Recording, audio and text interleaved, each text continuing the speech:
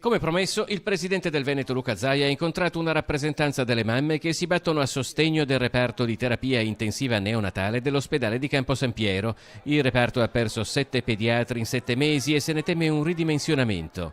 Dopo una folata manifestazione il 29 settembre, alla quale si erano uniti tanti cittadini, medici, infermieri e i sindaci del territorio, era stata anche promossa una petizione che aveva raggiunto in poco tempo 20.000 firme. Pediatria a Campo San Piero, questa petizione avete accolto le mamme, com'è andata? Benissimo, benissimo, perché basta parlare con le mamme che sono le uniche che hanno il termometro, no?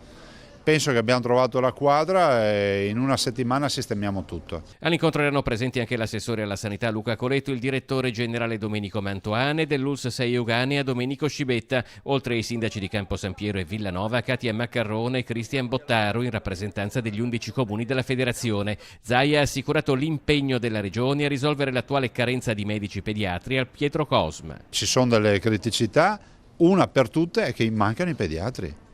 Mancano i pediatri in Veneto, se non ricordo male in Veneto su 385 pediatri assunti ne mancano 73.